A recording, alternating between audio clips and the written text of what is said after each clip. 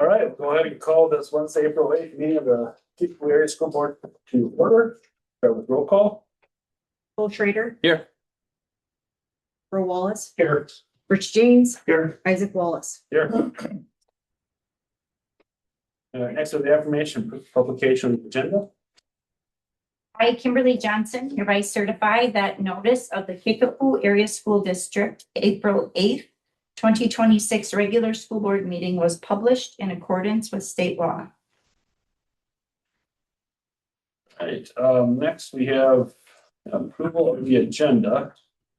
I kind of question whether or not we should pull out a few of these consent agenda items, although we already have a pretty lengthy list, so open the thoughts. Just some of these things that just seem like, we probably have talked about past versus going straight to pushing it through. But we've also talked about like the elementary copier and that kind of stuff before, so I feel like that's fine. Yeah. So I guess I was kind of questioning if there's any, I didn't see any new information on the better futures as far as things we had in the Yeah. past, so that's a renewal. The Chromebooks, I don't know if that's something that we should pull out as just a separate action agenda versus past. Yeah. Makes sense, just because cost. Yeah. And I know we've talked about the agreements in the past, but I don't think that's a one that we haven't changed, so I think it would just be the Chromebook ones would be the one I would suggest right now. Action agenda. I make motion to approve with the move of G down to action under D. G.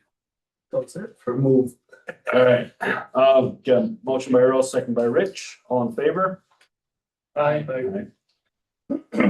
All right, we'll move on to the audience of visitors and board members. Anything from the board members? All right, moving on then to expense vouchers and receipts. Any questions or clarifications on the expense vouchers?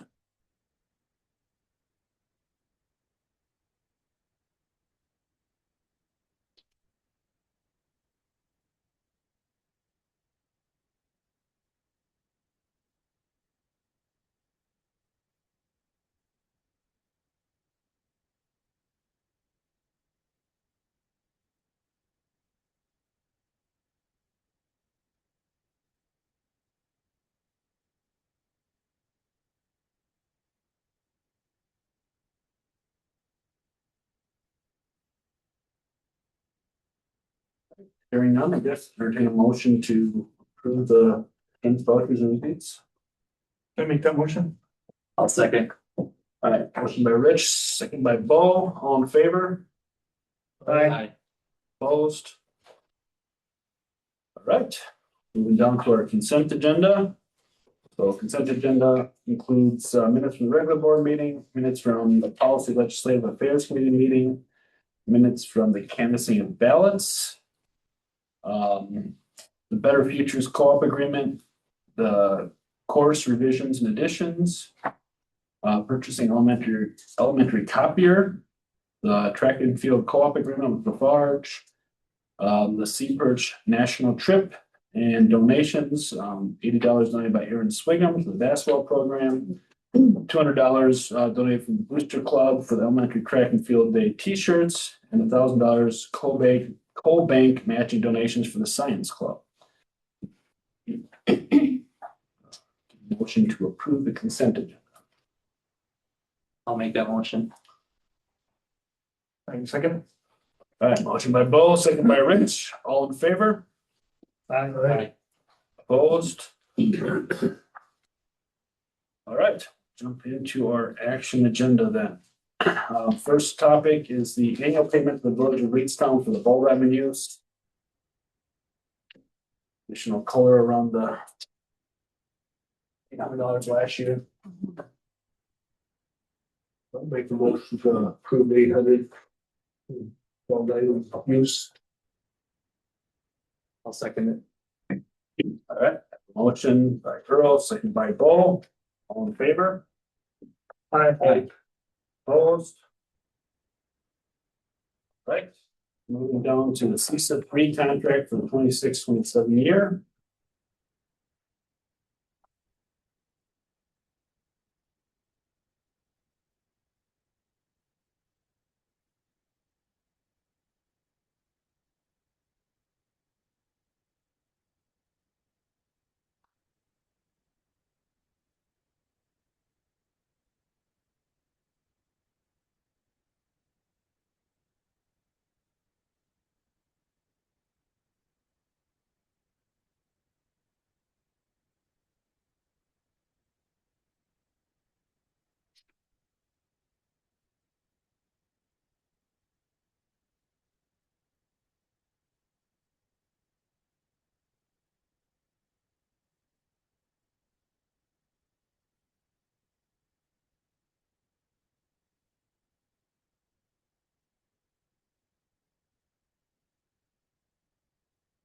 What was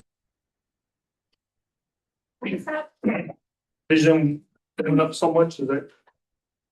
We have a. Yeah, let's do it. who's Okay. Visually impaired, so, Okay. yeah, and I think we're renting equipment. Which I understand we aren't able to rent for much longer, That's what Katie said something on the way by. so. Potentially having to purchase something Purchase. there. So far, we're doing fine with renting. But yeah, we have a visually impaired student. Thank you. All right, any other questions?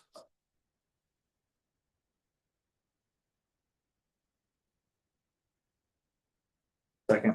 That motion by Rich, second by Bo. All in favor? Aye. Opposed? All right, jump down to the revisions of policies, volume 35, number 1 is presented. Those are all emailed to you. Oh, that's good. Great big file. I'm trying to remember what those top ones were. Just looked at. Digital Which content. one? The volume 35, number 1. I think was to opt out of a curriculum, should parents decide. It was those ones. Yeah. There were 4 of them, I think. It was all of them that we did. But it's all these, right? Yes. Yeah, so at the policy meeting, for the last meeting, I mean, we went through them all and they did a good job answering any questions I had. The majority were, I had no questions. I mean, they were, a lot of them happy, glad, you know, type changes, so I think, we're gonna talk in here.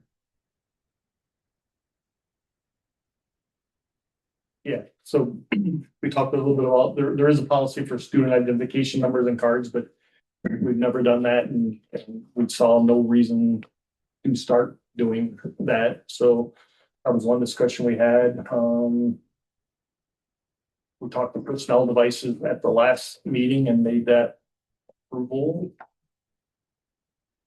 Is that's part of one of these volume 35 changes, or is that a separate? If you. That was a separate one we did. If you look at yeah, if you look at your meetings, your PLA minutes too, they're all listed there. Oh, sure. But yeah, and that cell phone we just talked about, but yeah, we had approved it before. We approved that at the List. last board meeting. Yeah.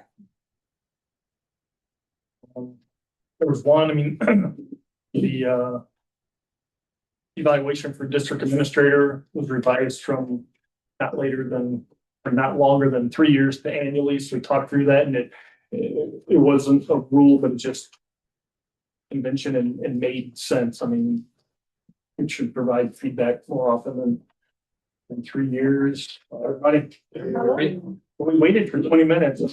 Yeah. You know, last guy here, Over there. got about pizza that, Yeah, one of them talking about reading plans, but we already do that.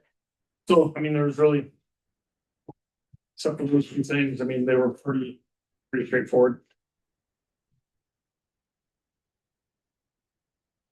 All right, I guess looking for a motion to approve the revisions of policies in volume 35. One. I'll make that motion. Second. Motion by Earl, second by Rich. All in favor? Aye. Opposed? All right, next we have the first reading of the new Neola policies. It includes the digital content and accessibility and accountability and oversight of fundraisers and crowdfunding disbursement. Those are ones I had emailed in the big packet. Well, And actually, those are part of the ones we went through. The policy meeting also, right? We did, but it needs a first and second reading with them being new. So for both of those. I had, yeah, I had no questions. Yeah. Yeah. Odd, and in fact, the accountability and oversight, I think we discussed that it said new, but it looked like it was, we had had it and it had been revised.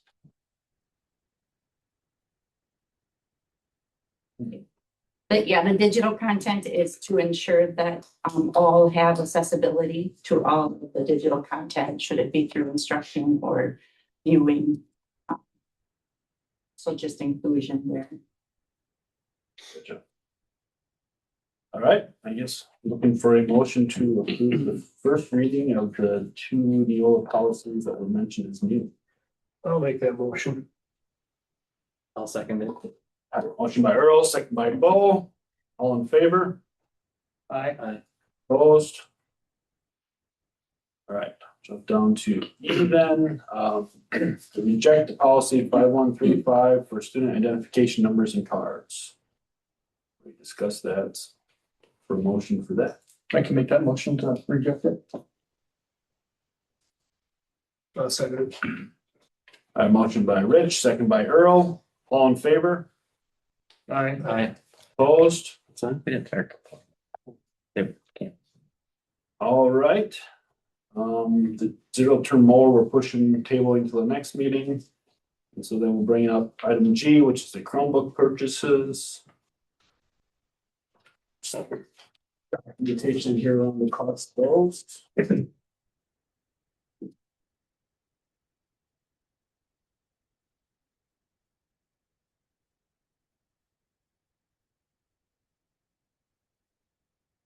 Yeah, so just basically we're on a cycle of restore or repurchasing Chromebooks that are aging out. And so this is part of that cycle to replace some of those Chromebooks that aren't functioning. And we do have money left in that budget. I should have looked before I came into the meeting, but if my memory is correct, we have roughly $14,000 still in the budget. So if we were to go with tech to school, it's still within budget to get the 40 new ones. Why are they, well, I guess they're not. So off from the low end of the SHI, but why are they so low? Anybody know? Schools. Yeah,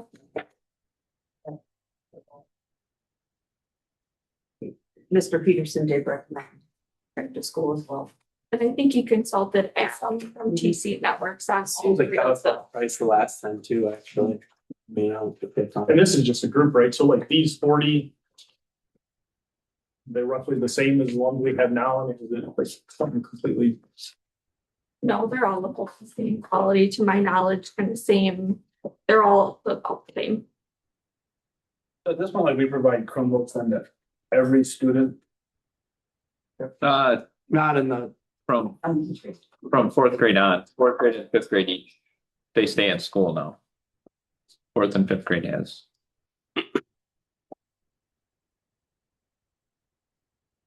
We probably used them more. I think there's been not a move away from, just a better. How to explain it? I think when we first went one-to-one, everybody was trying to find a reason to put kids on Chromebooks as much as possible, and I think we all kind of figured out. Let's be really specific when what we're on our screens and what we're using it for, instead of just use it because it's there. Because I personally think kids are on screens too much the way it is. We use it for writing. There's the IXL. There's some research stuff, but it's not all. I know they fourth and fifth grade use them less than when I was teaching fifth grade. I would just, do my own stuff. Just kidding. But they do need them, and I don't know if these are even for downstairs, but. Usually they kind of get the new ones upstairs because they use them more and they kind of cycle their way down, so, which is okay.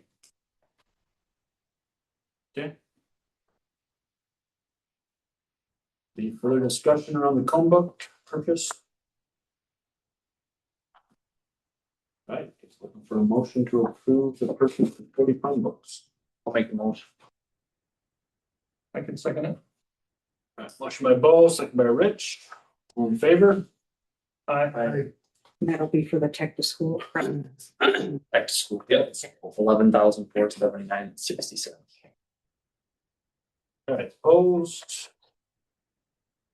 Alright, that concludes our action agenda, so jumping down into our information items. First up is quarterly budget. All right, that's me. Overall, our budget's coming in really, really good right now. For most budgets, we want them to be right around that 75% mark and stuff at this point. Most of them are under that. There are always some exceptions to that rule, like I feel like in everyday life, there's always an exception.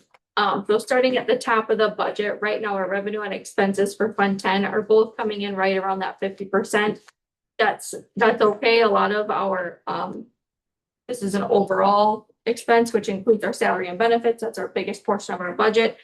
With how our teachers are paid, we have a lot of salary benefits expenses at the end of the year, just because they have that accelerated payroll in June. And same with our revenue, we get a big chunk of revenue in June. So that's why both of those are under that 75%. And the same goes for Fund 27. Right now, both of those budgets are actually coming in better than what I had expected them to, especially the revenue. Right now, our revenue is a little bit up in Fund 27 from where it was last year. So that is good to see. Then moving down the list, the salary and fringe benefits expense summary. We do want this one to be under 75%, again, because of that accelerated payroll for teachers in June. It should be closer to that 60 to 65%. Then moving down to elementary expenses, all of those are coming in good under that 75% mark. The other objects is slightly over 75%, but a big portion of that budget is all of our subscriptions. So most of those are paid at the beginning of the year. So most of those are expenses are incurred there, and then we don't really have a ton this time of year. Then going down to middle school, high school expenses, same thing with that. All of them are coming in well under budget, what we want to see, under that 75%. Then down to co-curricular expenses. This includes all of our coaches, things like that. We have paid all of our fall, winter, and I think we have made some of our spring coaching payments, but I'd have to check our schedule on that. So still everything's coming in really good though. Our computer tech expense summary also coming in good. A big expense portion of this is our TC Networks agreement that we pay out. That's a bulk of that purchase service budget. Then down to our district office expense summary. Our purchase services and non-capital objects are coming in really good. Our other objects is over budget. It is a $6,500 budget. So when it goes over, that percentage that it's gone over goes up fast. This is again our memberships that we have, and I think we had an extra membership this year that came up that's what's setting it over, but it's actually only over by $171, so it's not too concerning for me. Then down to And all that's been paid, right? So I mean, Yes. so there Yes. will be no more costs on this one. there might be a little if something else comes up, but it's not going to be anything major. Like this budget should be within, I'm going to say $100 of where it's probably going to end for the year. If we were to have, I don't expect to see more than $100 come in, if any. Then going down to property and liability insurance expenses, this budget we do want to see pretty much used because we pay pretty much all of this at the beginning of the year. I do budget a little extra just in case there is a purchase of another bus or vehicle, anything like that. We would get charged that premium and don't know what that is until we get it. We did purchase a bus in July of this year, so I was able to budget it a little closer than I have in the past, but still just a little bit of wiggle room in case something were to happen. Then down to HSA expense summaries, how our payment schedule works for HSA payments to all of our employees. We do want it to be around the 80 to 85%. They get one payment in September, one in January, and then a last one in May. And the one in May isn't, not, I take that back. We get one in June, but the one in June isn't a super big expense like the September and January payments are. Then going to the next page, transportation expense budget. All of these look good. The only one that's close to that 75% mark is the capital objects, and that was the purchase of our bus. We do have a little extra money in there, and I like to budget extra just in case, knock on wood, we have anything crazy happen to a vehicle. We want to be able to replace it and be able to get kids where they need to go. Jeff's been doing a good job, and it sounds like everything's running smoothly, so hopefully we don't need to use anything else out of that budget. Then down to transportation fuel expense. These are all coming in really good. Didn't have to spend as much on fuel this winter as what I thought we might. You might have to now. I know. So who knows how that budget's actually gonna come in at come the end of the year, but so far it's looking good. Custodial expenses, both of those are sitting right around that 50% mark, so still looking good. Same with maintenance expenses, those are well under budget. Then down to our utility expenses, so water, gas, electricity, all that fun stuff sitting at 60%, which is good. Hopefully nothing skyrockets now through the end of the year. Food service, right now we are showing a deficit of $31,000. Our revenue always lags in food service because we get the expenses for the month right away to purchase the food, but then I have to go in and do a food service claim through DPI at the end of the month. So it's probably like almost a month lag from when we will get the revenue, just because that's how long it takes DPI to reimburse us our funds. And then one new thing that I added to the quarterly expense report was our Fund 46 balance, and that was something that had been requested at the last budget update. So at the top, it has our revenue and expenses, and the revenue that I budget in Fund 46 is interest that we're making off of it. Right now, our interest and our Fund 46 is doing really good. I projected 10,000, and so far through March, we've got $16,000 in interest. So that's always a plus for us.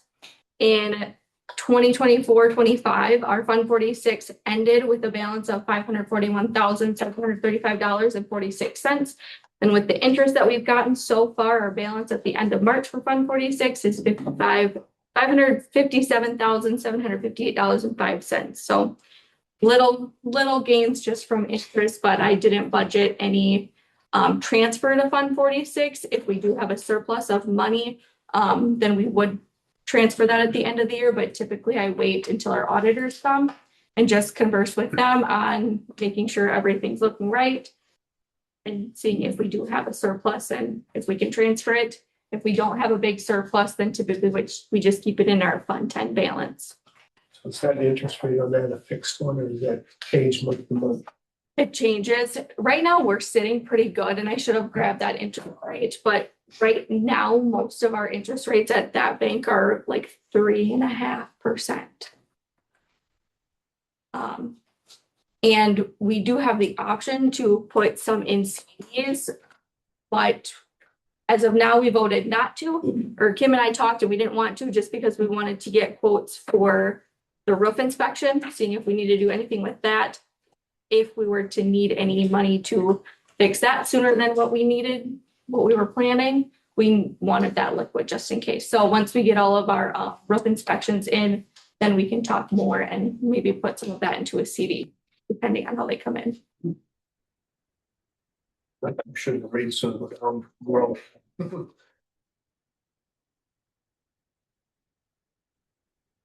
Any other questions?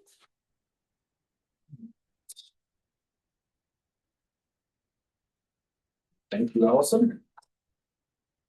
On the health insurance expense update. So just basically a timeline. I've been talking to Janice and waiting on our stop loss renewal numbers. Our network has 14 schools with a July 1st renewal date. And until 3:00 today, they had only received 4 schools. But Janice did call me at like 4:30, I think, and said they had just gotten ours, so that we will Allison and I will set a meeting with them next week so that we are prepared for our April 29th meeting. Along with that discussion with the insurance center, we will talk about the utilization data, kind of use some regional comparables, and then long-term sustainability considerations. So we will gather all of that information from our meeting with the insurance center next week, and then be prepared on April 29th to share all of those different models, including what we're really looking at are some plan design, working with the structure to respond to utilize the different behaviors that are causing our premiums to increase. Although with the self-insured plan, I think we went into this knowing that we would have really great years, which is what we have just come out of. We've had really great years. And now we've had quite a few different individuals utilizing the plan at over $25,000. So we need to respond with some structural changes. And we will present that on April 29th at 4:00. I did also talk to Janice, so she is going to invite Taylor, our analytics, who kind of puts all of the numbers together. So you have, if we have any questions about the numbers or the plans, we will have two of our experts in the field here to help us work through the new plan.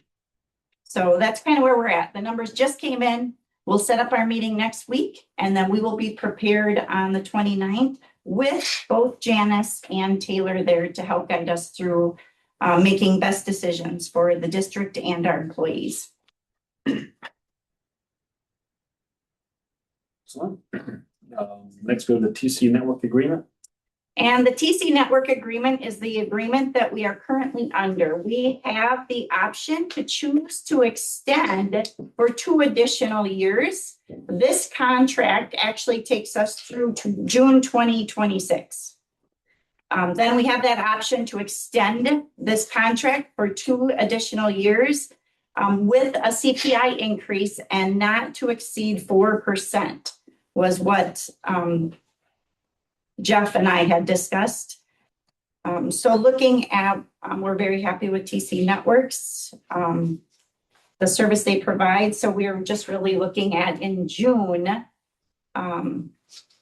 extending the same contract for those 2 additional years, which when we were provided this contract, it was actually in the contract. So just making you aware, I guess that the TC Networks contract, we're going to look to extend this for 2 additional years.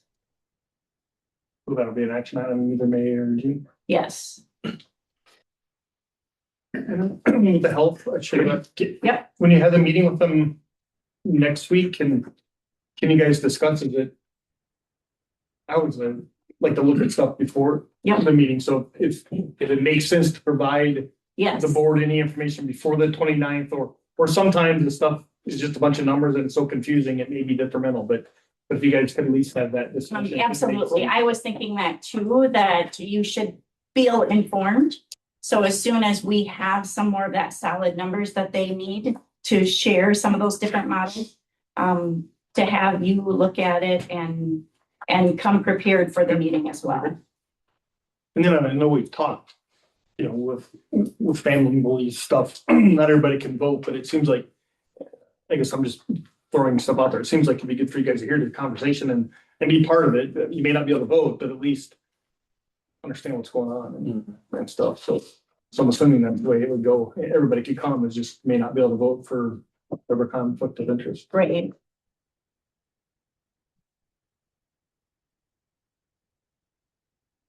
Okay. Down to superintendent's report. So I went over to Lafarge and met with Megan and Becky. Becky's the principal for K-12 now. And just talked about different areas that we felt we were strong and maybe faced some challenges that we could support one another. We talked about the different partnerships, the co-ops that we were currently in, maybe some areas that would benefit students. And then we decided that it would really be beneficial for the two schools to meet collaboratively twice a year and just make that a consistent meeting. So we've decided that we will pull everybody together. So the ADs from both schools, the principals, and then Megan and I to come and share just our different numbers, our enrollments, the sports information. I know there's talk about even coordinating and having like dances with both schools together because of the scheduling. So we are going to pull the team together in April, May, but then we decided it would be a better consistent twice a year if we held it in October and then in March. So we kind of established that collaboration piece of actually getting together and meeting twice a year would benefit us. We've had Steve, I thought I wrote his name. You remember his name? With the camp. Steve Oh, Lawton or something. I don't remember his last name. Anyway, Andrew's taken that over. he has interest in working with the two schools, so Lafarge and Kickapoo students. I think we set an enrollment of 20 students who would go and spend the day at the KVR doing hiking and plant identification, outdoor skills, team building. So this is another opportunity that we really felt that we could potentially use this as a summer school. It's going to be held in August because we did not want to interfere with either summer school at Lafarge or Kickapoo to pull those kids out. But then wanting to additionally use those numbers for our FTE for summer school. So that's another area that Kickapoo Lafarge will work together and really under the leadership of this Steve. Lawless, yeah. One other area that I've been working on and trying to study is, like we all talked about, is just this communication piece and kind of our systems approach, looking at the future where we're going to have some of our key leaders retiring. So setting up a system where we have different teams meeting quite regularly. So establishing that system within the district where our supervisory, so Troy and Jeff, all of those supervisory positions, we come together, we share. So there's more communication and acknowledgement about what's going over, like a systems wide in the district, along with our office meetings and our admin meetings. So just another additional layer to help people feel informed of what's going on from a systems approach. Reviewing the insurance has been going on. That's been taking quite a bit of time. And then continuing with AI and kind of where we're at there. Still developed our team, still trying to plan ways that we can implement effectively the AI here at Kickapoo, which will include kind of an all-staff training, which will happen in August. We don't have many days where staff aren't actually working with students while they're here. So we have the end of the year in service, which we're going to bring Janice and the insurance center in to help us kind of establish that new insurance plan with staff members, having that voice there. And then it's really in August, which should be fine to start the school year, to bring in some PD around AI and just start the the year strong with an understanding about the AI and its impact on our students and staff here. And I think that was it. There was one more thing that I mentioned that I didn't write down though. The grant. I was just. You're gonna do that? Okay, then, I okay, wondered if that's what it was. yeah. You just showed up, you might as well go for Okay, sounds good. So, yeah, the one thing Kim was just about to mention, Lori Kaufman, applied for Wisconsin Retired Educators Association grant for $2,000 to get some new cooking supplies and working with her students in her classroom, and she was awarded that. So Nice. that's a great addition. So she's going to be looking at some different ways just to work with her students as far as cooking. And part of it is they have to do a video to send as part of the grant and stuff, but always a good addition with an extra $2,000.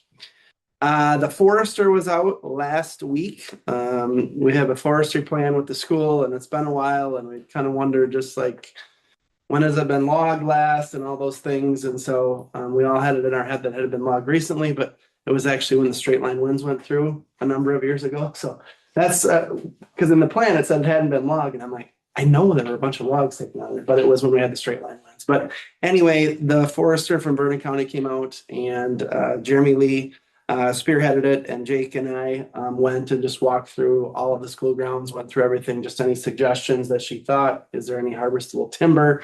Which at this point, there really isn't. She's going to come back and look at some of more of the hardwoods over on the line by Miller's. But as far as the pines and stuff right now, it was more the fact of just trying to clear out some of the underbrush areas where Jeremy had ordered some new trees that we could plant.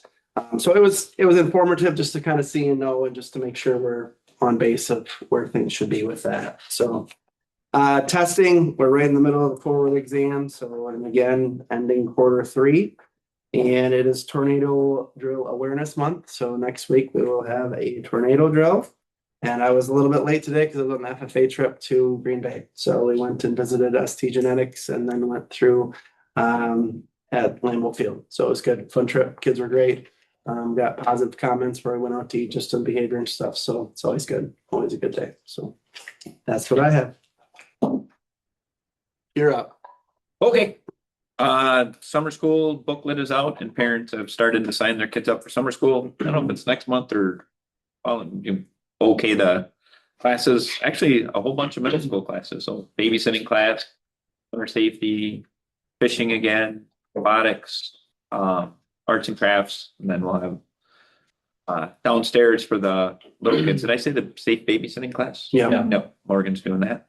Like Aaron said, forward testing is going on April 24th in the afternoon. The elementary will have Earth Day. Sam Goodwin sets that up. It's something that she cares about a lot and does a great job setting it up. So hopefully it'll be nice enough to go inside this year. Books for breakfast is Friday. If anybody needs a donut, 7:30, we'll be here. And then Jim from CISA, who has helped us with a lot of his reading stuff, he was here. He was actually here last Tuesday before break, and then the way it worked out, he was here this Tuesday too. And he just, when we were talking about stuff, different reading stuff in our office, he just said how impressed he was with the staff and how much they want to work to come up with ideas to help kids do better. And he said, he goes, I love coming here. So it's a nice feather in the cap to the staff, because he goes to a bunch of different schools and he really likes coming here. He likes the conversations we have and the way they're looking at stuff and the different things that they're trying. So that was nice to hear. That's all I got.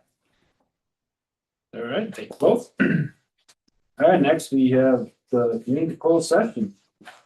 State statute 19.851C.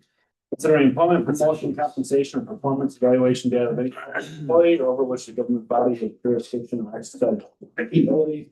Purpose tonight is physical education, teacher position, and interventionist position, and lifeguard. Make a motion to convene session. I actually. See you next time. Thank you. Here's there, I'll take care of this. Bye, Bonnie. Bye, Bonnie.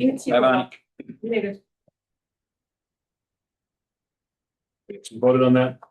So motion by You? Yeah. All right, motion by Earl, second by Bo, I think it was being closed session. All in favor? I. Opposed?